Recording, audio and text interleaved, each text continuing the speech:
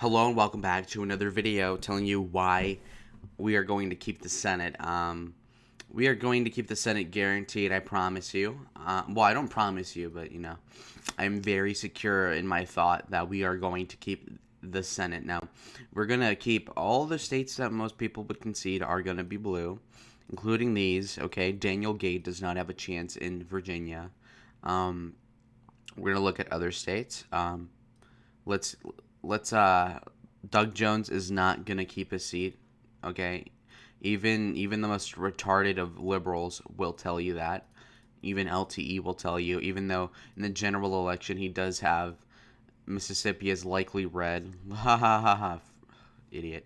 Dan Sullivan's gonna win big against Al Gross, who even is Al Gross. He's gross.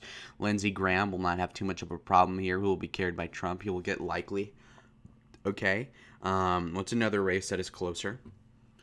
John Cornyn will definitely win against MJ Hagar. Let's say likely. Just let's be generous to whoever the hell he's running against. When I hear about MJ Hagar, a lot of people confuse the gender of whoever they're talking about. So that just goes to show how irrelevant she is and how she's not going to win. Steve Daines is winning in the RCP polls and all the fake polls, as far as I can tell. In general, in terms of polling, he is winning the state of Montana, and I'd say it's likely Steve Bullock will not do well in a general election where Trump's going to win the state by 18 or 20 or something like that. So, come on, let's be realistic. We move on to Kentucky. There's no way that King Mitch McConnell loses. Guys, do not counter signal Mitch. Mitch is great. He's got us like 200-300 judges, Amy Coney Barrett, and you guys are still counter signaling the movement. In terms of Georgia, they're both going. We have to both go red. Okay, they just have to. They both have to go red. Both have to go red. Now, are they different margins? Sure, let's put them likely both. And well, the Purdue seat, I can see going lean to like 4% Purdue, but even the fake polls have him winning, so he's more palatable to Georgia than is Donald Trump. I tell you that much. In terms of New Hampshire, I would say this is an obvious Dem seat. Let's put it likely. I forgot who's even running in this place. Something to do with Spoon. Cordry? No, that's Ohio. I don't even know. Iowa. Hold on. Let's look at New Mexico. There's this guy named Renichi or something that's outperforming Trump. Doesn't matter. He's still losing likely at least. In terms of at least, it's probably safe. Who knows? I think he's running against the replacement for Mo Udall, something like that. Minnesota. Okay, so Jason Lewis is running against Tina Smith. Jason Lewis is an okay candidate. He's not very popular, so it's not indicative that he's going to win. And Trump is going to struggle to win there, meaning that if he were to get carried by Trump would have to win by over 3, and I don't see it happening. Meaning that I think this will lean blue. Even though, hypothetically, if Trump were to do very well in this election, like if he wins the popular vote, then I could see Jason Lewis winning. And fortunately for him, seems like a nice guy, but I think he will lose. In terms of the next state that is most likely to be Democrat, I think Cory Gardner, as a moderate Republican, will lose the state of Colorado likely. I think he will lose by over 5. I think that it'll more or less match the presidential vote. If Biden wins by 6 or 7, I think Cory will lose by 5.5, something like that, or 4. And I say this in part because Cory, although he did beat Hickenlooper in the debate they had that I reviewed on my channel, my interpretation was that no matter what he can do, he will not flip the seat back into his favor, the race, because, there's no, 2014, he barely won, and that was a fluke wave year for Republicans. Now it's going to be not a wave year for Democrats, but it will be more fair. And if it's a fair playing field, he would have lost 2014 probably. And the candidate is better than in 2014, debatably. So I think he will lose, unfortunately, his seat. And there's been times where he's given up on running. So, come on. He's obviously going to lose that one. In terms of Michigan, I guess John James and Gary Peters will debate soon. the full extent 3 or 4 debates, something like that. So I mean, that's a big deal. So there's gonna be debates, but they haven't happened yet. So I mean, I don't know. Maybe I think James would win debates, which would give him the lead in terms of that aspect. And Gary Peters has less name recognition than Stabenow, and the funding gap is closer than it was last time, I believe. The polling is closer than last time. John James did lose in a wave year against a popular incumbent in terms of he lost by a big margin, but again, it was the midterm. Now, if Trump wins by a 1% up against Biden, and Brad Eagle Politics says as much that he will probably outperform Trump, then I do see Michigan as a tilt R, okay? But first we'll go to Iowa. Iowa is an important state. Just kidding. Joni Ernst got shored up. Trump has rallied there to help her, so I think she will win by a lean margin. There's no reason to say Teresa Greenfield will win. Teresa Greenfield is not a moderate, from what I can tell. She's not a socialist, but she has nothing in particular that would make her appealing to Iowa, especially when she wants to replace ethanol with green energy, which is bad for the state politic. Next up is going to be North Carolina. North Carolina, a lot of leftists are even conceding the race to the Republicans, fortunately for us. This is partially because of the fact that that sex scandal really killed. That really did hurt Cal Cunningham severely, and I think that tarnished his name. It tarred and feathered Cunningham to have an affair of the severity he did, where he, as a married man, slept with a combat veteran's wife and then mocked his mental instability and his PTSD or something. So again, that was pretty bad. So I think if Trump's going to win by 3 or 4 in North Carolina, therefore I think Tillis will win by 1 or 2 in North Carolina. So already we have the Senate majority outright, even if Biden were to win.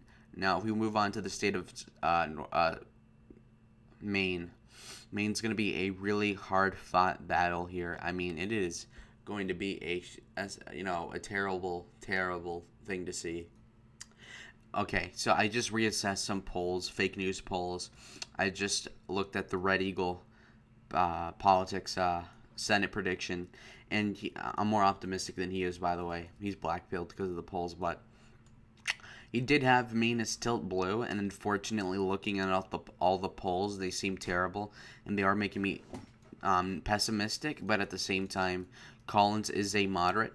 But if we look at the debates, Gideon did win the debates because Collins has some retarded kind of speaking, I would say it's some sort of speech impediment or something. She sounds weird. So, I mean, the debates won't help her, and her picking to vote against Amy Coney Barrett, one of the most palatable judges that Trump has picked, is just retarded and probably was the wrong move. Therefore, she will not consolidate the vote in Maine, and I doubt Trump will bother helping her out. And so it's going to tilt D, unfortunately. And, I mean, at the same time, Collins is one of the weakest Republicans in the Senate, so good riddance to her, but a Democrat that's moderate isn't any better than a moderate Republican, so that's too bad. Let's move on to the state of Michigan. I do think John James will win tilt. And let's go to Arizona.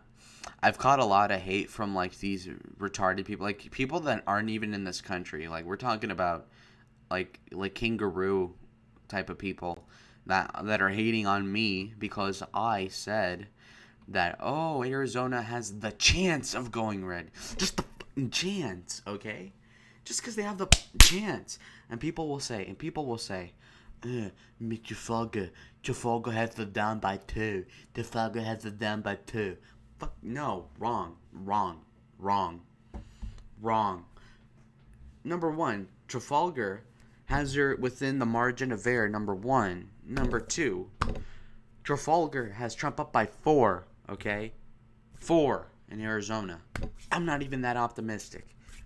If he's winning by 4, and even Red Eagle Politics, who has this as a tilt to lean D usually, has said if Trump wins by 4, McSally will win tilt. I've been telling y'all this. I've been telling you, I'm having a mental breakdown like Kanye. I've been telling y'all this. God dang.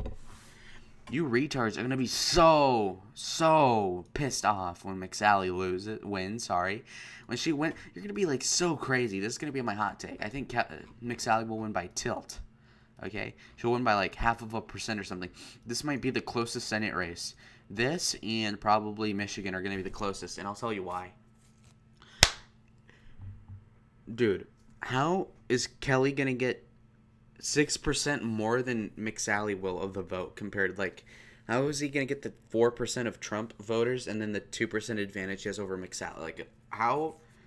And these idiots on the left think that he's going to win by a likely margin, that he's going to win by 5 or 6 or 10 or something. You guys are brain dead. How? When I look in my anecdote sign, no, but as I go around, and I've gone around, kind of near Maricopa, in the outskirts of Pima, we're talking about the 50-50 red-blue suburbs and stuff, and I'm seeing either more McSally and Trump signs than Biden Kelly, or equal amounts. And also about the signs, they are ripping out Trump signs and, to a lesser extent, McSally signs. They're just ripping them off. They're literally saying, oh, they're Republican, some like Mexican or some retard leftist takes the sign off. So they're suppressing the enthusiasm exhibited. So, I mean, I think she will win, which means that we keep the Senate the way it is, plus or minus Gardner, but then we add James, and we do add some others. But look, guys, this is a big deal. This election's a big deal. The Senate can stop Biden from getting his agenda passed if he becomes president, and it will help Trump if Trump wins a second term. It'll help him get even more judges through and do whatever he wants, maybe replace Stephen Breyer in a second term. So this is a very important election. But worst case, what's the worst case, guys? Michigan goes blue, North Carolina goes blue, Arizona goes blue. We're still keeping the Senate if Mike Pence wins, and if the Democrats win. If Biden wins, we'll still be one. We'll just have to switch one Democrat in order to win the election. So, I mean, win on a certain issue. So again, you guys stop blackpilling. We are going to win the Senate. Will it be this exact map? No, I'm just guessing it will be. Again, my hot take is that Arizona will go to Trump. I mean to McSally. People in the past, I have real American politics going, telling me that if Trump wins by over 1.5 or 2%, that means that McSally probably will win, get carried by Trump. And if Trump wins by over 2.5, Red Eagle has said that McSally will win. So if there's any grain of truth of Trafalgar saying that she'll win, he will win the state by 4, then she is going to win tilt. And you guys, I just cannot wait until she wins and proves you all wrong. Anyways, guys, I will die on a hill for Arizona, dude. Arizona's going to go red for Trump and red for McSally. Or I could go red for Trump or blue for Kelly. But still, Trump is winning. McSally, I give odds of 51% of winning. It's going to be close. So anyways, guys, thank you for watching. Subscribe. Do you think we're going to keep the Senate? I'm pretty sure we will. Right now, I give the odds of us keeping the Senate at 85%, 90%. It'll take a lot for us to lose the Senate, okay, guys? So thank you for watching, and goodbye.